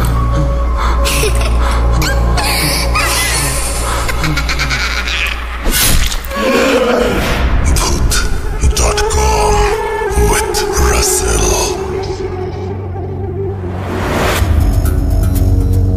যেভাবে লেখা আছে আমি সেভাবেই শুরু করছি। আমাদের এই ঘটনাটি যিনি পাঠিয়েছেন তার নাম নুসরাত জাহান মিম, সরকারপাড়া লোহাগড়া নড়াইল থেকে তিনি লিখেছেন। তারপরে তিনি তার ফোন নাম্বার শেয়ার করছেন। তারপর তিনি লিখছেন, অসংখ্য ধন্যবাদ আমার ঘটনা 80তম এপিসোডে পড়ে শোনাবার জন্য। সময়ের স্বল্পতার কারণে আর ঘটনা লেখা হয়নি, তবে আজ আমার জীবনের সেই রহস্যময় অধ্যায়ের কথা লিখছি। পৃথিবী বড়ই রহস্যময়। এই রহস্যের সমাধান করতে গেলে যেন অতল গভীরে হারিয়ে যেতে হয়, কিন্তু উত্তর মেলে না। শ্রোতাদের বোঝার জন্য ঘটনার কিছু অংশ লিখছি। 2019 সাল রহস্যময়ভাবে আমার শরীরে চিহ্নের সৃষ্টি হয়। এরপর থেকে আমি অদ্ভুত স্বপ্ন দেখতে শুরু করি। দেখতাম গ্রামে আগুন জ্বলছে, গ্রামের লোকেরা আমার কাছে সাহায্য চাইছে। স্বপ্নে দেখতাম আমি সেই গ্রামে হঠাৎ করে গিয়েছি। আমার কাছে মনে হতো যেন স্বপ্ন নয়, সত্যি। স্বপ্নে আমি দেখতে পাই গ্রামের মানুষকে সাহায্য করার জন্য এগিয়ে যাচ্ছি। হঠাৎ করে আমি পড়ে যাই, বেশ ব্যথা পাই। সকালে উঠে দেখি আমার হাতে পায়ে রক্ত নীল হয়ে জমাট বেঁধে আছে, পায়ে মাটি লেগে আছে। এরপর স্বপ্ন এবং বাস্তবতা একসাথে মিশিয়ে যেতে শুরু করে, যার মাধ্যমে আমার জীবনের নতুন অধ্যায়ের শুরু হয়। মানুষের সেই ভয়ঙ্কর আকুতি আজও আমার কানে বাজে, সাহায্য চাই, সাহায্য চাই, সাহায্য চাই। আমি স্বপ্নের মানুষগুলোকে বাস্তবে দেখতে শুরু করি। আব্বু ঢাকায় থাকে, আম্মু নানার বাসায় থাকে, আপু বিশ্ববিদ্যালয়ে পড়ার কারণে বাইরে থাকে, আমি বাড়িতে একা থাকি। আমি দিনের বেলায় পড়ার টেবিলে পড়ছিলাম, হঠাৎ জানলা দিয়ে সেই মহিলাকে দেখতে পাই, শুনতে পাই তিনি আমাকে ডাকছেন, নুসরাত, নুসরাত। ফলে ভয় পেয়ে আমি দাদির বাসায় চলে যাই। বলে রাখা ভালো, আমাদের বাড়ি থেকে দাদির বাসায় যেতে 5 মিনিট লাগে। আমি রাতে দাদির বাসায় থাকতে শুরু করি। 20 মে 2022 সাল। আমি প্রাইভেট পড়ে আসি। সন্ধ্যায় দাদির বাসায় চলে যাই, রাতের খাবার খাই। রাত 1টা বাজে আমি পড়া শেষ করে ঘুমোতে যাই। লাইট অফ করে দেওয়ার পর থেকে আমি কারো উপস্থিতি অনুভব করি। আমি স্বপ্নের মতো বাস্তবেও সেই গ্রামের মানুষের আর্তনাদ শুনতে পাই, কিন্তু আমি ভয় পাইনি।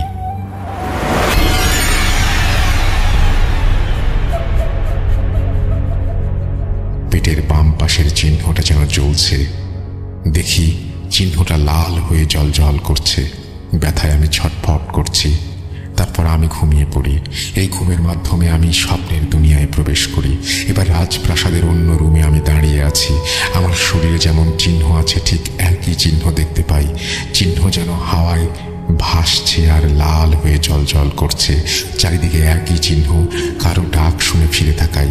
তিনি বলছিলেন, এসেছেন আপনি, আমাদের এই অপেক্ষা কবে শেষ হবে? আপনি মনে করুন আপনার দায়িত্বের কথা। আমি বিরক্ত অনুভব করি। পারিবারিক দ্বন্দ্বের কারণে আমি বেশ কিছুদিন ডিপ্রেশনে ছিলাম। ফলে সবকিছুই আমার কাছে বিরক্ত লাগতে শুরু করে। আমি রেগে গিয়ে জ্বলতে থাকা চিহ্নের ওপর হাত দেই। আমার মনে হয় হাত যেন জ্বলে পড়ে যাচ্ছে, মনে হয় জ্বলন্ত আগুনে হাত দিয়েছি।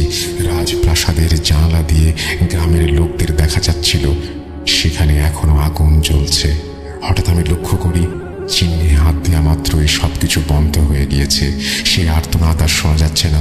সেই গ্রাম যেন পুরো নিস্তব্ধ, মনে হচ্ছে এখানে কোনো লোকের বসবাস নেই। আমি ভয় পেয়ে যাই। অন্যদিকে হাতের যন্ত্রণায় ছটফট করতে থাকি। পেছনে থাকা বৃদ্ধ মহিলা হঠাৎ করে আমার সামনে চলে আসে।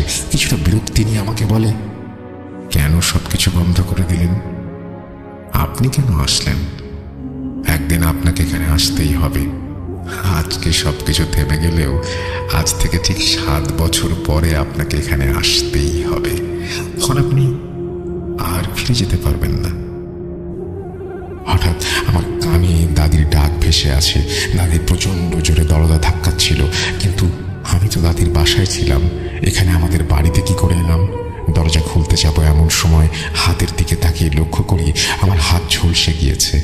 দরজা খুলতে দাদি বকাবকি শুরু করেন। আমি কাল রাতে নাকি দাদির বাসায় যাইনি। রাতে বাসায় এসে আমাকে ডাকাডাকি করলে আমি ডাক শুনিনি, কিন্তু আমার স্পষ্ট মনে আছে আমি সন্ধ্যায় দাদির বাসায় গিয়েছিলাম এবং সেখানে ঘুমিয়েছিলাম। তাহলে সকালে কিভাবে বাড়িতে এলাম? আব্বু আপু সবাই ফোন দিয়ে রাগারাগি করে। রাতে অনেকবার ফোন দেওয়া সত্ত্বেও আমি নাকি ফোন ধরিনি। ভয়ে আমার শরীর ঠান্ডা হয়ে গেল। আপুকে সবকিছু জানাই। আপু আমার কথা কিছুটা বিশ্বাস করে। আমার কাছে মনে হতে থাকে আমি যেন ঘোরের মধ্যে আছি। 2-3 দিন বাসায় ছিলাম, কোথাও যাইনি। শরীর অসুস্থ হতে শুরু করে, ফলে আপুর বাসায় চলে আসি। এরপর একদিন আমি স্কুলে যাই। স্কুল শেষে দোকানে দাঁড়িয়ে আছি, এমন সময় সেই বৃদ্ধ মহিলাকে দেখতে পাই। তিনি এসে আমার হাত ধরেন এবং আমাকে বলেন, মনে আছে তো আমার কথা? 7 বছর পর আসতেই হবে তোমাকে, আসতেই হবে। বন্ধুদেরটাকে পেছনে তাকাই, সামনে তাকিয়ে দেখি তিনি আর নেই। ওরা আমাকে বলে, এখানে একা একা দাঁড়িয়ে আছিস কেন? আমি বাসায় চলে আসি। এরপর থেকে স্বপ্ন দেখা বন্ধ হয়ে যায়। আমি স্বপ্নের মানুষদের মাঝে মাঝে বাস্তবে দেখতে পাই। এরপর থেকে আমি এক অদৃশ্য শক্তি অনুভব করতে পারি, যার মাধ্যমে আমি সামনে থাকা বিপদের কথা আশঙ্কা করতে পারি। সে আশঙ্কার ধারণার মধ্যে সীমাবদ্ধ নয়, সে ধারণা সত্যি। যা ভাবি তা সত্যি হয়। আমি কি আসলে এই পৃথিবীর কেউ, নাকি অন্য কোনো জগতে আমার থাকা উচিত? 7 বছর পর কোথায় যেতে হবে? জীবন আর প্রকৃতি অনেক রহস্যময়। জীবনের এই রহস্যময় গোলক ধাঁধার উত্তর আমি আজও বের করতে পারিনি। আমি ভূত.com-এর নিয়মিত শ্রোতা। ভালো থাকবেন, দোয়া করবেন। এই বলে তিনি তার ঘটনা শেষ করেছেন। থ্যাংক ইউ ভেরি মাচ আপনার ঘটনার জন্য। আশা করছি এই ঘটনাটি আপনাদেরও ভালো লেগেছে। যদি ভালো লাগে অবশ্যই আমাদের জানাবেন। আমরা চলে যাব আমাদের পরবর্তী ঘটনায়।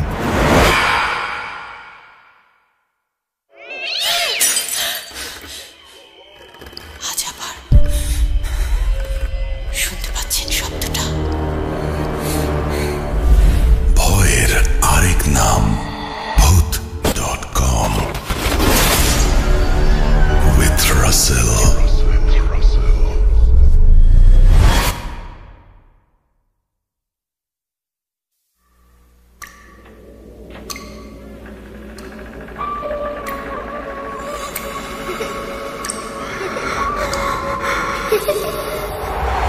লুকোচুরি খেলবে?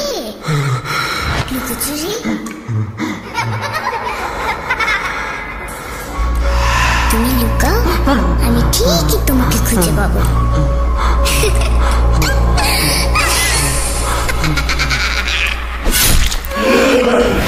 Voot.com with Russell.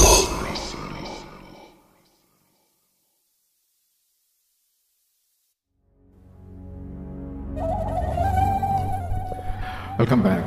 আশা করছি আপনারা সবাই ভালো আছেন এবং ভালোর দলে আছেন। আমি রাসেল আছি আপনাদের সাথে। ঘড়িতে সময় রাত 12:32 এবং আমরা যেটা করব সেটা হচ্ছে আরও একটা আমরা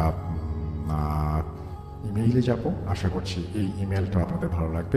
আগের ইমেলটা ছোটো ছিল, এই ইমেলটা একটু বড় হবে, সুতরাং আই হোপ যে আপনারা খুশি হবেন, পুরো সময় আমাদের সঙ্গে থাকবেন। আমাদেরকে যে কোনো কথা জানাতে আমাদের ফেসবুক পেজ ভিজিট করুন www.facebook.com/russell.স্বাধীন, এবং আমাদের স্টোরি পাঠাতে আপনারা ভিজিট করুন বা আমাদেরকে লিখুন russell.books.com@gmail.com এই অ্যাড্রেসে। চলুন আমরা চলে যাই আমাদের পরের ঘটনায়।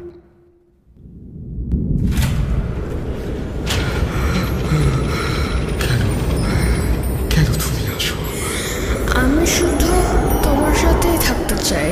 কিভাবে সম্ভব? মৃতদের এই পৃথিবীতে থাকতে নেই। তুমি তুমি চলে যাও, চলে যাও, প্লিজ চলে যাও।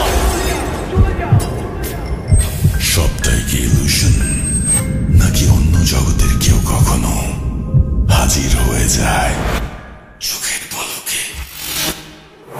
Booth.com with Russell। যেভাবে লেখা আছে আমি সেভাবেই শুরু করছি।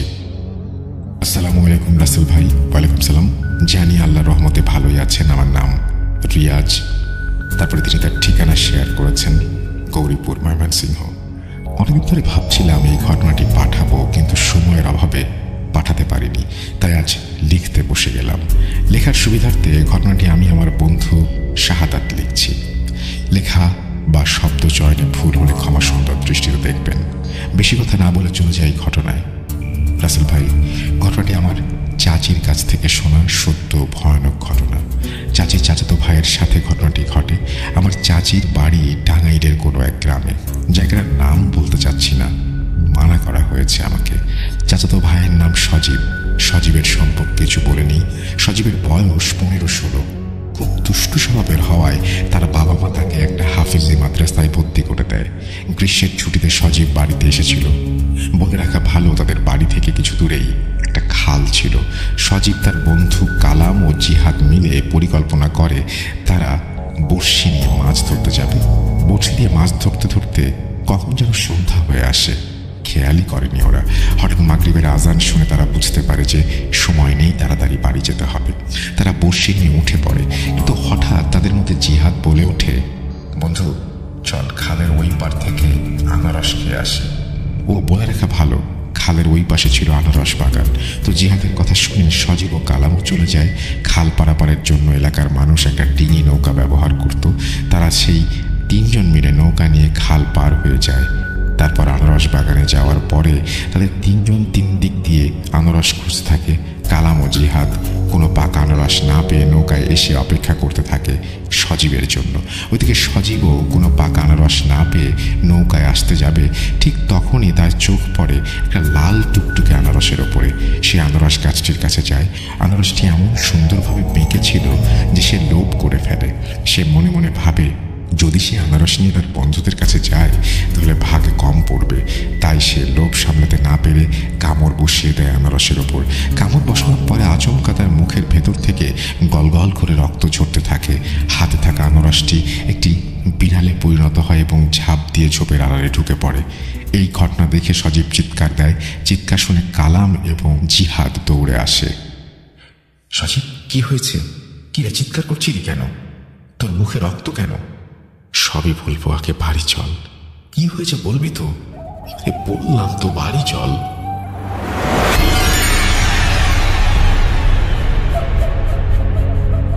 সজীবের কথা শুনে তারা নৌকার দিকে দৌড় দেয়। নৌকায় উঠে কালাম নৌকার বৈঠা বাইতে থাকে। কিন্তু আশ্চর্যের বিষয় এই যে যতই জোরে বৈঠা বাওয়া হোক না কেন, নৌকায় 1 চুল পরিমাণও নড়ছিল। নৌকা না নড়ার কারণে জিহাদ বলে, কিভাবে বাইছিস? নৌকা 1 চুলও নড়ে না, দে আমাকে দে। এই বলে বৈঠা নিয়ে বসলো জিহাদ। ঠিক একই ঘটনা জিহাদের সাথে ঘটে। এই ঘটনা দেখে তারা ভয় পেয়ে যায়। তখন সজীব সাহস করে বৈঠা বাইতে থাকে। আশ্চর্যের বিষয় এই যে সজীব বৈঠা বাইতেই নৌকা পানির মধ্যে চলতে শুরু করে। নৌকা যখন মাঝ নদীতে, ঠিক তখন নদীতে ঝড় আসার উপক্রম হয়। নৌকা এদিক সেদিক দোল খাচ্ছে। যখনই তারা নৌকার নিচে পানির দিকে তাকায়, তারা 3 জনই ঘাবড়ে যায়। তারা দেখে তাদের নৌকার চারপাশে একটা বড় মাছ ঘুরপাক খাচ্ছে। মাছটির মুখ বিভৎস ভয়ানক, মুখ ভর্তি কেমন হিংস্রতা। এটা দেখে কালাম ও জিহাদ চিৎকার করতে থাকে, আর সজীব শরীরের সমস্ত শক্তি দিয়ে নৌকা বাইতে থাকে আর পবিত্র কোরআন তেলাওয়াত করতে থাকে। কিছুক্ষণ পর সব স্বাভাবিক হয়ে যায়। তার নৌকার আশেপাশে আর কিছু দেখতে পায় না। সেই মাছটিকেও আর দেখা যাচ্ছে না। তাড়াতাড়ি করে পাড়ে পৌঁছে বাড়ির দিকে দৌড়াতে থাকে। বাড়িতে আসার আগে তারা 3 জন কথোপকথন করে। যদি তারা বাড়িতে গিয়ে সবাইকে ঘটনা বলে তাহলে বকা খেতে হতে পারে, তাই তারা পরিকল্পনা করে কাউকে কিছু বলবে না। ওই দিন রাতে যে যার মতন বাড়ি চলে যায়। সজীবও বাড়িতে এসে ঘুমিয়ে পড়ে। সজীবের বাবা ছিলেন একটা প্রতিষ্ঠানের দারোয়ান। অফিস থেকে ফিরতে 9টা-10টা বেজে যায়। ছেলে বহুদিন পর বাড়িতে এসেছে। ছেলেকে দেখতে ছেলে রুমে যায়। গিয়ে দেখে তার ছেলে ঘুমিয়ে আছে, আর ছেলের পাশে একটি সাপ পেঁচিয়ে ফনা তুলে আছে। এটা দেখে রুমে লাইট অন করতে সে সাপটিকে চৌকির নিচে চলে যেতে দেখে। তার বাবা শীঘ্রই সে চৌকির নিচে দেখতে থাকে, কিন্তু দেখে চৌকির নিচ একদম ফাঁকা। তখন সজীবের বাবা সজীবের মাকে সব ঘটনা খুলে বলে। সজীবের মা উত্তরে বলে, আরে ধুর, এতবার সাইকেল চালিয়ে এসেছো তো, শরীর ক্লান্ত, তাই ভুলভাল দেখছো। সজীবের বাবাও চোখে ভুল ভেবে ঘুমিয়ে যায়। পরের দিন সকালে সজীবের বাবা ঘুম থেকে উঠে ছেলের রুমে এসে ছেলের মাথায় হাত বুলাতে থাকে। যখন ছেলের মাথায় হাত বুলায় তখন সে স্পর্শ করে দেখে তার শরীর আগুনের মতো গরম। সজীবের বাবা সজীবের মাকে ডাক দেয়, বলে সজীবের শরীরে প্রচণ্ড জ্বর, একটু পানি আর শুকনো টাওয়েল নিয়ে আসো। মাথায় পানি দেয়। সজীব পানির স্পর্শ অনুভব করতেই তার ঘুম ভেঙে যায়। তার শরীরের জ্বর দেখে নিজেই ভয় পেয়ে যায়। তারপর সজীব কাল সন্ধ্যার ঘটনাটি ভয়ে ভয়ে তার বাবা মাকে বলে। বাবা মাও ঘটনা শুনে বুঝতে পারেন যে তাদের ছেলে কোনো কিছুর আসরে পড়েছে। সজীবের বাবা ঘটনা শুনে সজীবকে নিয়ে মসজিদের ইমাম সাহেবের কাছে যেয়ে ঝাড়ফুঁক করেন। ইমাম সাহেব সজীবকে দেখেই বুঝে পেরে সজীবের কিছু একটা হয়েছে। সজীবের বাবা সজীবকে নিয়ে বাড়ি ফিরে আসে। কিছুক্ষণ পরে খবর পায় কালাম ও জিহাদও নাকি প্রচণ্ড জ্বরে পড়েছে, তাদেরকেও নাকি ঝাড়ফুঁক করা হয়েছে। ওই দিন সজীবের বাবার আর অফিসে যাওয়া হয়নি। বাজার থেকে ওষুধ এনেছে জ্বর কামানোর জন্য। ওই দিন রাতে সজীব ঘুমিয়ে আছে। তাকে দেখতে তার বাবা আসে। আশ্চর্যের বিষয়, ঠিক গতবারের মতো একটা সাপ দেখে তার সন্তানের পাশে ফনা তুলে আছে। বিষয়টা স্পষ্ট দেখার জন্য লাইট অন করে। এবারও সাপটি চৌকির নিচে চলে যায়। যখনই চৌকির নিচে দেখতে যাবে তখনই দেখে সাপটি উধাও। এই ঘটনা ঘটার পরে সজীবের বাবা ওই দিন রাতে সজীবের সাথে ঘুমিয়ে পড়েন। পরের দিন সজীবকে নিয়ে একটা ভালো কবিরাজের কাছে যান। কবিরাজ বলে সে কোনো প্রকার ঝাড়ফুঁক করে না, সন্ধ্যার পরে আসতে। কবিরাজের কথা অনুযায়ী তারা সন্ধ্যা পর্যন্ত অপেক্ষা করে। কবিরাজ ঝাড়ফুঁকের জন্য প্রস্তুত। সজীবও তার বাবাকে কবিরাজের সামনে এসে বসতে বলে। সজীবের বাবা খেয়াল করছে কবিরাজ ওপর দিকে তাকিয়ে ইশারা করে কার সাথে যেন কথা বলছে, ভাব বিনিময় করছে। কিছুক্ষণ পর কবিরাজ বলে ওঠে, সজীব যে গাছ থেকে আনারস পেরেছিল ওই গাছে জিনদের এক সর্দার ধ্যানে বসেছিল। সজীব ওই আনারস পেরে জিনের ধ্যান ভঙ্গ করেছে, যার কারণে জিনটি রেগে যায়। জিনটি ভালো জিন হওয়ায় ওদের বেশি ক্ষতি করেনি। কবিরাজের কথা শুনে সজীবের বাবা বলে ওঠেন, এই সমস্যার সমাধান কি? উত্তরে কবিরাজ বলেন, দেখেন, সমস্যার সমাধান করতে হলে ওই জিনকে হাজির করতে হবে, আর এই জিনকে হাজির করতে কবিরাজকে কিছু জিনিস জোগাড় করতে হবে। তাই কিছুদিন সময় চেয়ে সজীবকে বিদায় দিয়ে দেন।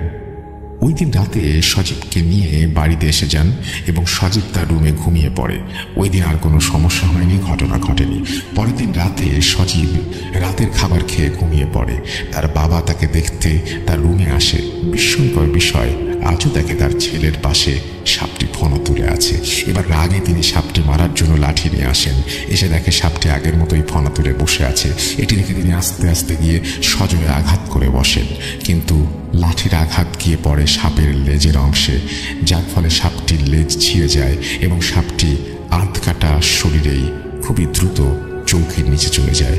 তৎক্ষণাৎ তিনি চৌকির নিচে খোঁজাখুঁজি করেন, কিন্তু সাপটিকে কোথাও পাননি।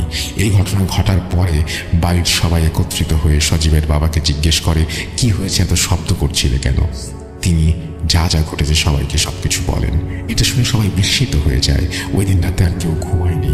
পরের দিন রাতে যখন সজীবের বাবা অফিস থেকে সাইকেল চড়ে বাড়ি ফিরছিল, তখন সময় 9টা বা 9:30 বাজে। তিনি দেখতে পান একটা সাপ রাস্তার উপরে আড়াআড়িভাবে শুয়ে পুরো রাস্তাটিকে ঘিরে রেখেছে। এটা দেখে তিনি প্রচণ্ড ভয় পান। কিছুক্ষণ দাঁড়িয়ে থাকেন, আবার টর্চ লাইট দিয়ে দেখতে থাকেন মানুষ আছে কিনা, কিন্তু ওই সময় চারিদিকে একেবারে নিস্তব্ধতায় ভরে গেছে, ঝিঝি পোকার ঝিঝি শোনা যাচ্ছে। ওইদিকে সাপটি আস্তে আস্তে ওনার দিকে অগ্রসর হয়। তিনি তার টর্চ লাইটটা সাপের মুখের দিকে ধরে বসেন। এটা যেন তার জীবনের সবচেয়ে বড় ভুল। তিনি দেখতে পান সাপটির বিভৎস ভয়ানক চেহারা, মুখের ওপর কেমন যেন দাগ। লাইট ধরার কারণে সাপটি যেন রেগে গিয়ে তার দিকে অগ্রসর হচ্ছে। তিনি এটা দেখে রাস্তার বিপরীত দিকে যাওয়ার সিদ্ধান্ত নেন। যখনই তিনি রাস্তার বিপরীতে সাইকেল ঘুরিয়ে যাবেন, কিছুক্ষণের মধ্যে বিস্মিত হয়ে যান। এদিকে সাপটাও রাস্তাটাকে ঘিরে রেখেছে এখনো। তিনি যেন কোনো মায়ায় আটকে গেছেন।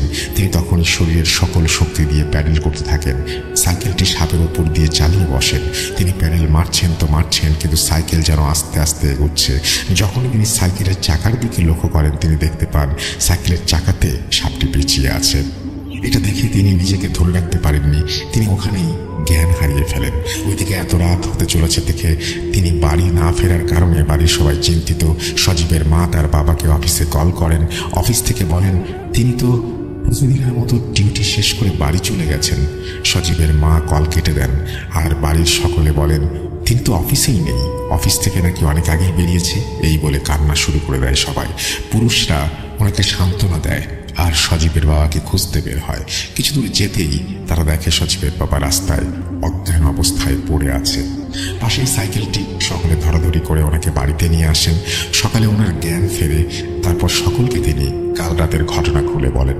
এরপরে অফিস থেকে নানা অজুহাত দেখিয়ে কিছুদিনের জন্য ছুটি নেন। এরপর প্রতিটি রাত তাদের জন্য কালো রাত হয়ে দাঁড়ায়। এবার বাড়ির সকলের সাথেই ভয়ঙ্কর ঘটনা ঘটতে থাকে। কেউ ওয়াশরুমে গেলে ওয়াশরুমের দরজার সামনে সাপ দেখতে পান। ঘুমাতে যাওয়ার সময় বিছানায় দেখেন সাপ শুয়ে আছে। আর সজীবের সাথে এখন আরও রহস্যময় ঘটনা ঘটছে। প্রতি রাতেই সজীব আবোল তাবোল ভাষায় তাকে যেন গালিগালাজ করতে থাকে। কেউ যদি সজীবকে কিছু জিজ্ঞেস করে, সে কোনো প্রকার উত্তর দেয় না, বরং অপরিচিত ভাষায় গালাগালি করে। এভাবে চলতে থাকে প্রতিটি কালো রাত। এদিকে কবিরাজ কল দিয়ে বলছে সজীবকে নিয়ে আসতে। কবিরাজের কথা মতো সজীবের বাবা ও জ্যেষ্ঠ চাচির আব্বা সজীবকে নিয়ে সন্ধ্যায় বাড়ি থেকে রওনা হন। পথে কোনো বিপদ হবে কিনা আগে মসজিদের ইমাম সাহেবের কাছ থেকে এটা ভেবে পানি পড়া নিয়ে এসেছিলেন, কিন্তু কেন জানি আজ রাস্তায় কোনো প্রকার সমস্যা হয়নি। 8টার দিকে তারা কবিরাজের বাড়িতে এসে পৌঁছায়।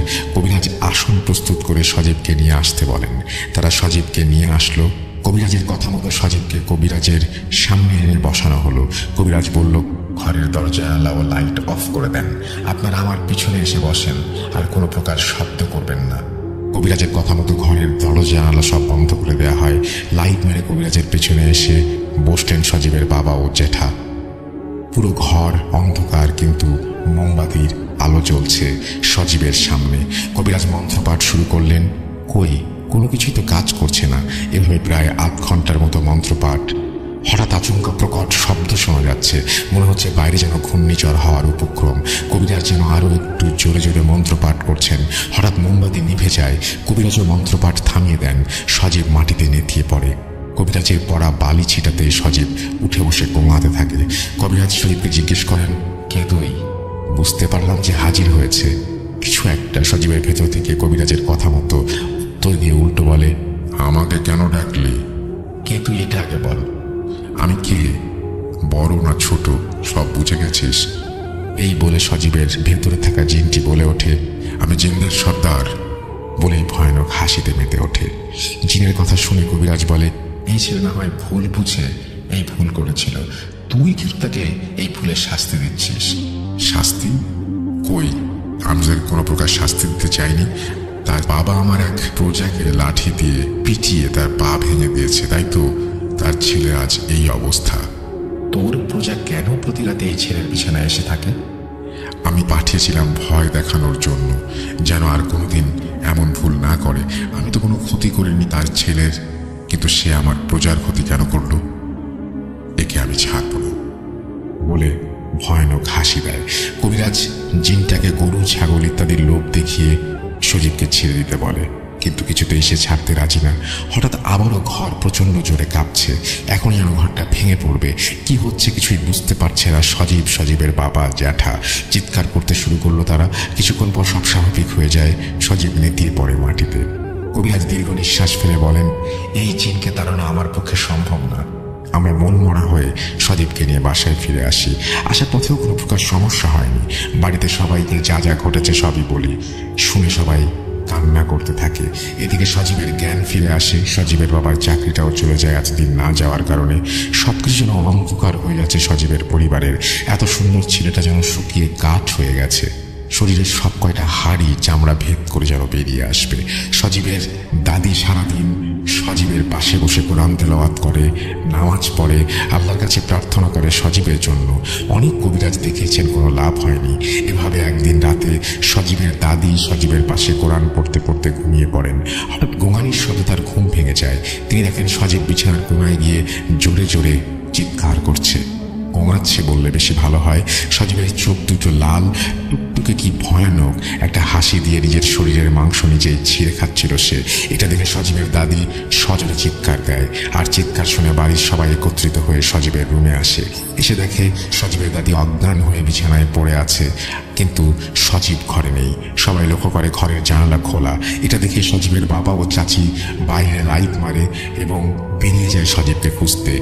তারা সবাই দেখে সজীব দৌড়ে যাচ্ছে খালের দিকে। সজীবের পেছনে সবাই দৌড়ে যাচ্ছে, কিন্তু সজীবকে কোনোভাবেই তারা ধরতে পারছে না এবং ধরার আগেই সজীব পানিতে ঝাঁপ দেয়। সজীবের পিছু পিছু সজীবের বাবাও ঝাঁপ দেয়। ভয়ে আর কেউ নামেনি পানিতে। সজীবের বাবা পানিতে অনেক খোঁজাখুঁজি করেও সজীবকে পায় না। এলাকার সবাই তোলপাড় করে জড়ো হয়। সজীবের বাবা সারা রাত পানিতেই ছিল। যদিও আরও কয়েকজন পানিতে নেমে খোঁজাখুঁজি করে, তবুও পায়নি তাকে। ফজরের আজানের পরে সবাই লক্ষ্য করে সজীবের লাশ ভেসে উঠেছে। সজীবের বাবা তাড়াতাড়ি তাকে পানি থেকে তুলে এবং মৃত মানুষের জন্য যা যা করা হয় তাই করা হয়। দুপুরের মধ্যেই লাশ গোসল দিয়ে দাফন করানো হয়। এই ঘটনায় তার পরিবার পুরো ভেঙে পড়ে। ভেঙে পড়বেই বা না কেন? এত আদরের সন্তানের অকাল মৃত্যু মেনে নেওয়া যায় না। কোন বাবা মা মেনে নিতে চাইবে? এই বলে চাচি তার ঘটনা শেষ করেন। ঘটনাটি ভালো লাগলে পড়ে শোনাবেন। এই ঘটনা সিলেক্টেড হলে আমাদের কাছে আরও ঘটনা আছে, ইনশাআল্লাহ পাঠাবো। ভালো থাকবেন। এই বলে তিনি তার ঘটনা শেষ করেছেন। থ্যাংক ইউ ভেরি মাচ আপনার ঘটনা শেষ করার জন্য, এবং আপনি ঘটনা পাঠিয়েছেন সেজন্য আপনাকে আন্তরিকভাবে ধন্যবাদ জানাচ্ছি। আমি আশা করব যে যারা শুনছেন তারাও ঘটনা পাঠাবেন। আমাদের ইমেল অ্যাড্রেস russell.booth.com@gmail.com। আপনার নাম, ঠিকানা এবং ফোন নাম্বার সহ ঘটনা পাঠিয়ে দিন। আমরা চলে যাব আমাদের পরবর্তী ঘটনায়। Welcome back. আপনাদের সবাইকে অনেক অনেক ধন্যবাদ এতক্ষণ পর্যন্ত আমাদের সাথে থাকার জন্য। অনেক অনেক শুভকামনা রইল। সব সময় এই ইউটিউব চ্যানেলটি সম্পর্কে আপডেট পেতে আমাদের ইউটিউব চ্যানেলটিকে সাবস্ক্রাইব করুন। আশা করছি আমরা একসাথে অনেকটা পথ হাঁটব। আজকের মতো এখানে বিদায় নিচ্ছি। সবাই ভালো থাকুন, সুস্থ থাকুন, মোস্ট ইম্পর্টেন্টলি ভূত.com-এর সাথে থাকুন। আল্লাহ হাফেজ।